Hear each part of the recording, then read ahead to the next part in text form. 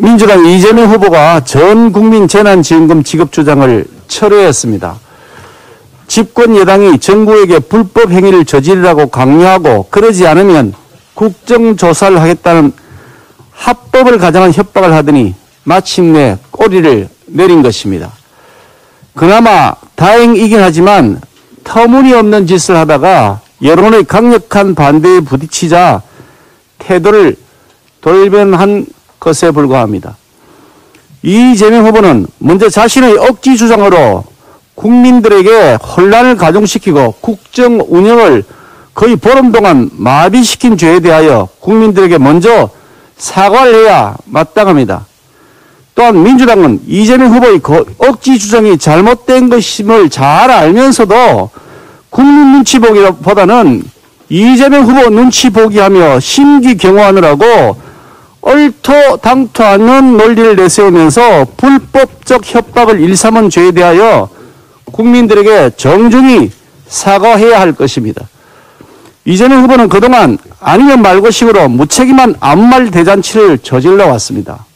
음식점 허가 총량제도 그렇고 전 국민 가상자산 지급 논란 때도 그랬습니다.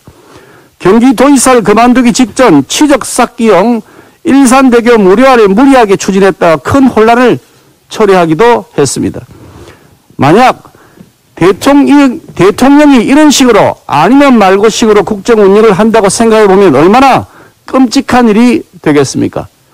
그러지 않아도 무능하고 무식한 문재인 정권의 무대뽀식 산무국정으로 인해 나라가 거들난 지경인데 또다시 더 심각한 무대뽀식 정권이 탄생해서는 결코 안 됩니다. 수단과 방법을 가리지 않고 무조건 밀어붙이는 것은 무능이라고 하는 것의 다른 이름일 뿐입니다. 이재명 후보가 만들려는 대한민국은 갈등과 분열로 바람잘 날이 없을 것이라는 사실을 충분히 짐작하고도 남습니다. 정부 행정명령으로 인해 위기에 빠진 소상공인 자영업자에 대한 두텁고 신속한 지원은 우리 국민의힘이 한결같이 주장해오던 바입니다. 현재 손실보상금 지급이 이루어지고 있지만 코로나로 입은 피해에 비하여 턱없이 부족한 실정입니다. 심하게는 10만 원을 받는 경우도 많이 있다고 합니다. 이것은 25만 원씩 지급된 전 국민 재난지원금의 절반에도 못 미치는 수준입니다.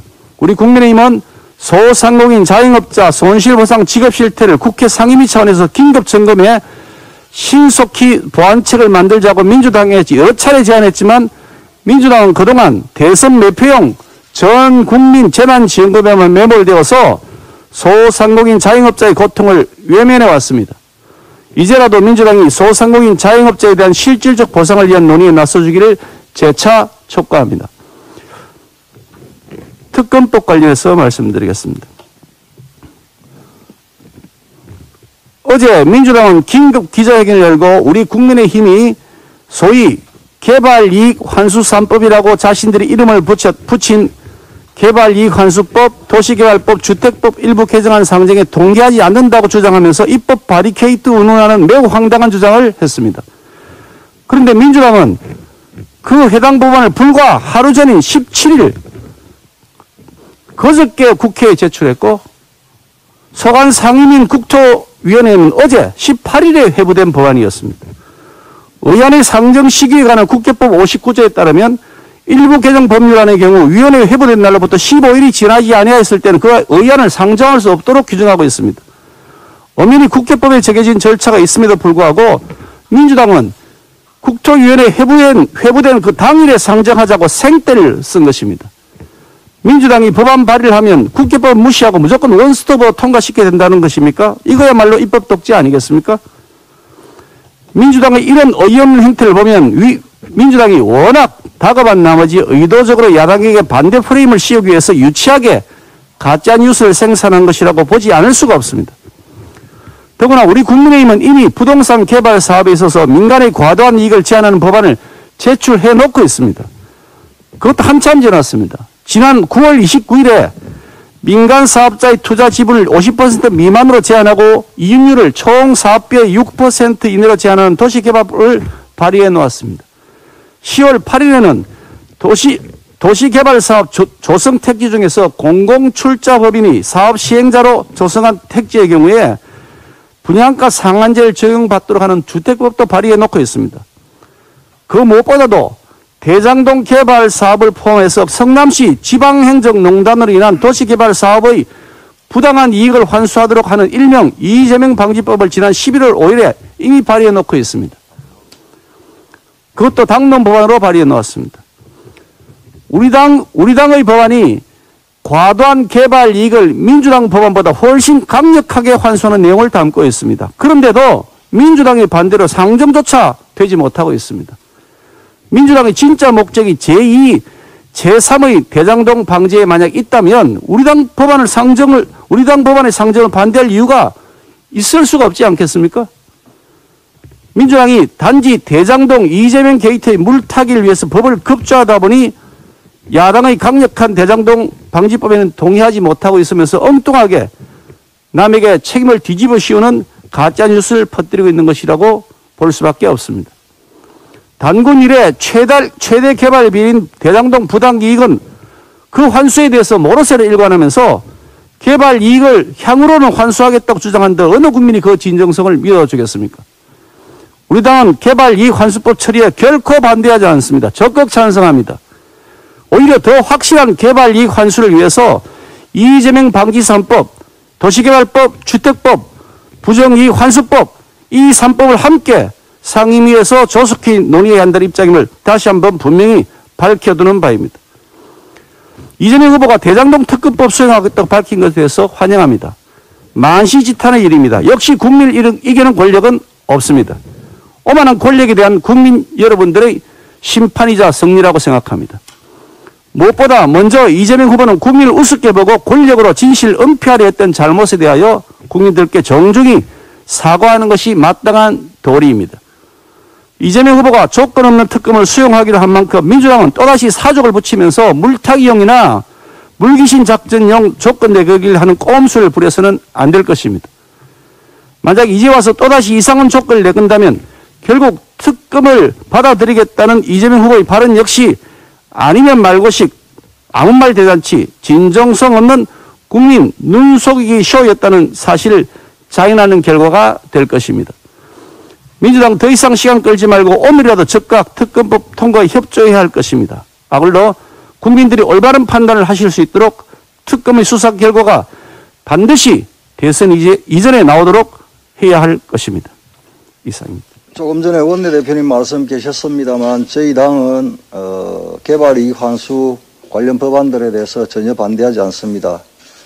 거꾸로 어제 국토위에서는 저희들이 당론으로 발의했던 이재명 방지법을 포함한 개발이익 환수 관련 법안들을 일괄해서 상정하자고 제안을 했습니다만 민주당의 거부로 그 법들이 막혀버렸다는 사실을 다시 한번 확인드립니다.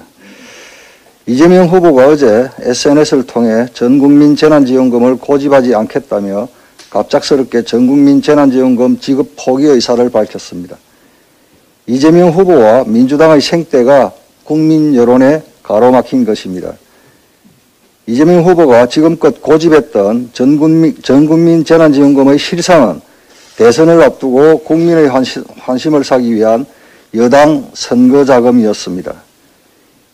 이재명 후보와 여당은 이재명표 예산 마련을 반대하는 기재부의 법 위반을 종용했고 이후 국정조사와 부처 해지는 그 순간까지도 반성보다는 우리 국민의힘과 기재부 탓을 했습니다. 이재명표 막과파식 정책이 혼란을 준 것은 이뿐만이 아닙니다. 경기도지사 사퇴 직전 마지막 치적으로 삼았던 일산대교 무료화 조치의 경우 법원의 행정처분으로 인해 22일 만에 다시 유료화가 되었습니다. 표심을 사려던 이재명 후보의 포퓰리즘적 행태로 인해 시민들에게 혼란만 가중시켰습니다. 이재명 후보는 전국민 재난지원금을 비롯해 불필요한 사회적 갈등과 소모적 논쟁으로 국민을 혼란스럽게 만든 것부터 사죄해야 마땅할 것입니다.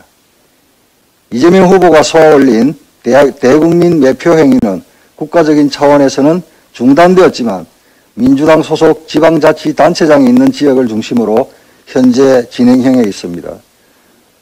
광주는 지난 1일 148만 명에 달하는 시민을 대상으로 1인당 10만 원씩 지역화폐로, 인천은 지난 11일 301만 명의 시민에게 올 연말까지 1인당 10만 원씩 지급할 계획이라고 밝혔습니다. 울산의 경우 이재명 후보가 방문한 지난 12일 이후 민주당 소속 시의원들을 중심으로 전 시민 지원금 지급 촉구를 하더니 불과 5일 만에 약 112만 명의 시민을 대상으로 1인당 10만 원씩 지원금을 지급하겠다고 발표했습니다. 민주당을 중심으로 조직적인 금권 선거 행태가 이루어지고 있는 것입니다. 이 또한 이재명 표 재난지원금과 같은 맥락입니다. 안 그래도 어려운 지방재정 상황은 고려하지 않고 내년 대선과 지선을 겨냥한 선심성 돈풀기 시민대상 매표 행위입니다. 시민의 세금을 선거운동을 위한 삼짓돈으로 사용하는 행위를 즉각 중단할 것을 강력히 경고합니다. 집값 폭등의 부작용이 국민의 주거 부담을 가중시키고 있습니다. 오는 22일에 발송되는 역대급 종부세 고지서도 그 중 하나입니다. 정부 여당은 지난 8월 1주택자에 대한 과세 기준을 9억 원에서 11억 원으로 상향하는 내용으로 종부세법을 개정했습니다. 개정 당시 종부세 과세 대상이 18만 3천 명에서 9만 4천 명으로 축소될 것이라며 1주택자에 대한 세부 부담 완화를 자신했었습니다. 그런데 현실은 그러한 정책적인 효과가 없는 것으로 나타났습니다. 국토부가 국민의힘 의원실에 제출한 자료에 따르면 1주택자 종부세 과세 기준인 11억 원을 초과하는 서울의 가구 수는 약 27만 7천 가구라고 합니다.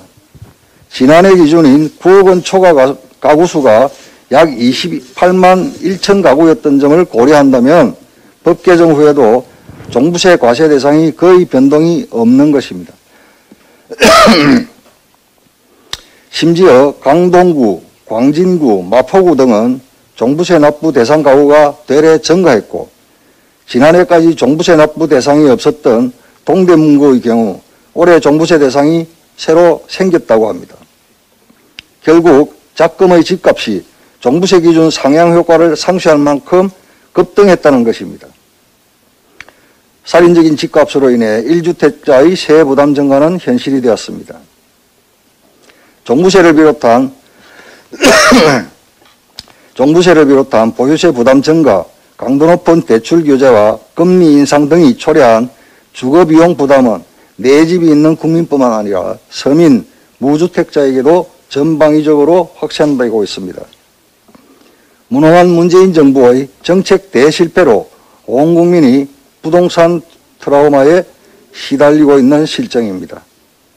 잘못된 부동산 정책 반드시 수정해야 할 것입니다.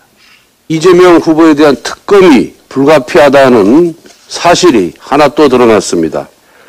언론 보도에 의하면은 대장동 5개지구 아파트 분양을 담당했던 분양 대형 업체 대표가 2014년 초부터 2015년 3월까지 남욱 변호사에게 43억 원을 건넸다고 합니다. 또 이 43억 원 중 2014년 6월 지방선거 이전에 건넨 돈은 이재명 당시 성남시장의 재선 선거운동 비용으로, 그 이후에 전달된 돈은 대장동 사업 인허가 로비 비용으로 쓰인 것으로 안다라고 보도가 되었습니다. 이 대장동 개발업자의 충격적인 뇌물수수 진술이라고 아니할 수가 없습니다. 결국 우리 모두가 의심했던 대로 대장동 게이트의 몸통이 이재명 후보였다고 밖에 볼 수가 없습니다. 기존에 이재명 후보는 배임 혐의만 포착이 되었는데 이제 공직선거법 위반, 정치자금법 위반, 직권남용, 특가법상 뇌물수수 등의 추가 범죄 혐의의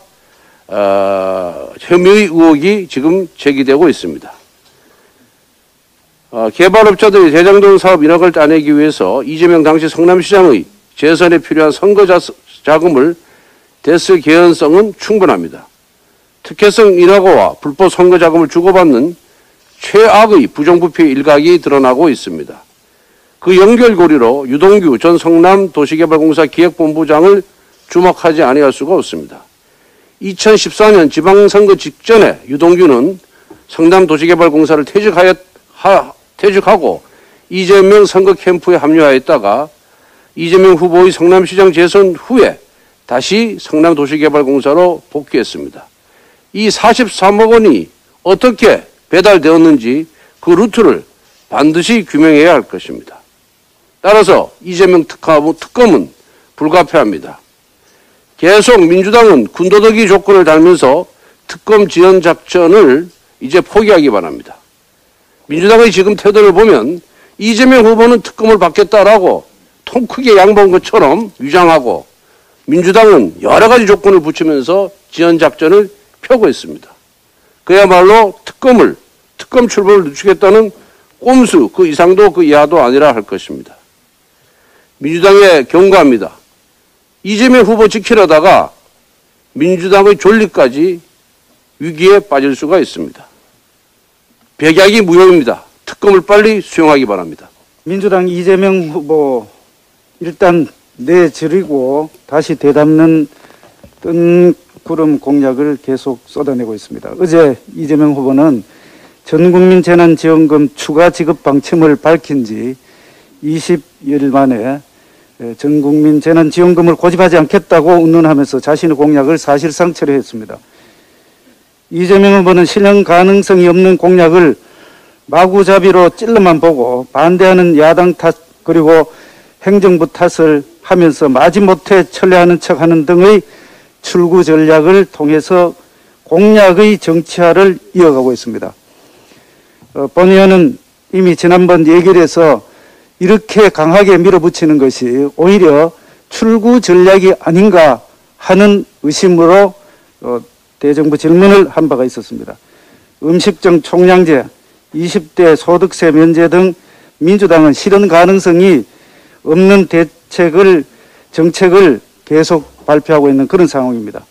대통령 후보의 말 한마디는 그 무엇보다도 무겁고 신중해야 합니다. 특히 정책을 집행하는 행정당국과의 협의가 무엇보다도 지금 중요한 그런 상황에서 뜬구름 공약에 대한 행정부의 반대에 강하게 반발하는 이재명 후보의 독단적인 태도는 과연 정책을 제대로 집행하려는 의지가 있는지 의문이 드는 상황입니다. 행정부와 야당은 정치화의 대상이 아닌 타협과 대화를 통해서 모든 국민들이 더 좋은 세상을 만들기 위한 전략적 파트너여야 합니다. 이재명 후보는 더 이상 뚱그름 공약을 찔러만 보고 야당과 행정부 탓을 하는 공약의 정치화를 그만두기 바랍니다. 우리 국민의힘은 국민과 전문가들의 목소리를 듣고 국민들이 진정으로 필요한 정책을 위해서 노력하겠다는 말씀을 드립니다. 이것과 관련해서 세수 추계 관련 말씀을 드리겠습니다. 재난지원금 지급 논란은 근본적으로 정부의 세수 추계가 잘못됐기 때문입니다. 민주당은 초과 세수 운운하면서 세금이 남아도는 것처럼 현실을 호도하지만 실제로 정부 살림살이는 금년에도 90조 원 정도의 적자입니다. 원래 정부 예측보다도 세수가 더 거쳤다는 뜻일 뿐이지 나라 살림살이가 더 좋아지는 또 적자가 없는 그런 사항은 전혀 아닙니다. 실제로 17일 기재부가 발표한 세목별 국세 수입 내역을 살펴보면은 법인세의 경우에는 9월 말 기준으로 해서 금년도 세수 목표치인 66조 5천억 원의 99.4%가 들어왔습니다. 올해를 9월 기준으로 하면 3개월 남긴 그런 시점에서 목표 법인 세수가 거의 100%에 달한 것입니다. 이와 더불어서 9월 말까지 거친 소득세와 부가가치세도 진도율이 각각 87.3%와 81.5%로 지난해보다도 세수 유입 속도가 매우 빠른 상황입니다. 이렇게 3대 핵심 세수에 대한 정부 추계가 대부분이 잘못됐다는 것이 지금 확인되고 있습니다. 이대로라면은 금년도 본예산의 세입 규모는 국세 수입 규모는 282조 7천억이고 2차 추경에서는 314조 3천억입니다. 본 예산 대비해서 약 50조 원의 세수가 더 들어오는 최악의 오차율을 보이고 있습니다. 17.9%, 거의 18%입니다. 이제까지 이렇게 세수 오차율이 크게 발생한 적이 없습니다. 정부 추계가 잘못돼 버리니까 결국은 추계보다도 더 많이 들어오는 세수가 마치 공돈인 것처럼 남아도는 것처럼 여권에서는 정치적으로 대선에 활용하려고 했던 것입니다. 세수 추계가 비록 예측의 영역이기는 하지만은 정부는 좀 더 책임감 있게 정확한 세수를 추계해야 할 것입니다. 잘못된 세수 추계는 예산을 적소에 투입하게 하지 못하고 재정 운영의 경직성을 초래합니다. 현행 세수 추계 모델 전반적으로 점검을 해서 앞으로 행정부는 세수 추계의 정확성을 기해 주시기 바랍니다. 이상입니다.